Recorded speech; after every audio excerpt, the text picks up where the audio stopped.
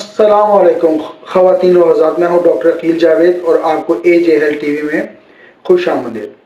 पख्तून भाइयों को रेरा मन्ना सरमशे, पंजाबी भाइयों को हमेशा की तरह जी आया हूँ। And for English viewers, welcome to my show. आज हम बात करेंगे हैलिटोसिस, यानी कि जो मुंह की बदबू है उस पर बात करेंगे।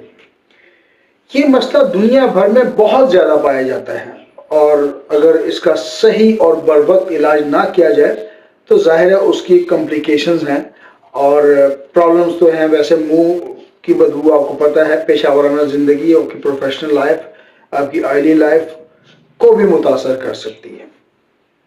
तो मैं डॉक्टर अकील जावेद एजे हेल्थ टीवी के प्लेटफॉर्म से हम ये प्रोग्राम करते हैं, इसको सब्सक्राइब कर दें। ये मसला है क्या, इसको समझने की कोशिश करते हैं और आज इस पे हम एक जामे गुफ्तगू करेंगे, इस मसले को समझेंगे, इसकी वजूहात क्या हैं, इसके पॉसिबल जो हल है, सॉल्यूशंस हैं या प्रिकॉशंस पे, उस पर इंशाल्लाह हम बात करेंगे। और फिर एंड पे ओबियसली हम इसकी होम्योपैथिक मैनेजमेंट पे बात करेंगे। मुंह की बदबू एक ऐसी हालत है जिसमें आपका मुंह मखसूस वजूहात की बिना पर बदबू देता है। तो ये तो एक इसकी डेफिनेशन हो गई, या एक मसले की तरफ थोड़ा सा मैंने उसको और थोड़े से डिटेल में बयान करने की कोशिश की है।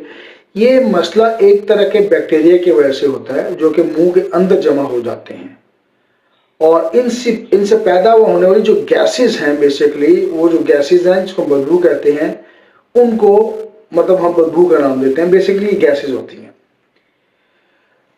इसका असर मैंने ऊपर भी बताया कि आपकी ज़ाती ज़िंदगी पर बहुत होता है और आपकी माशरती ज़िंदगी के ताल्लुकात पर डिपेंड करता है और आपकी पर्सनालिटी पर मनफी असरात मुरतब कर सकता है।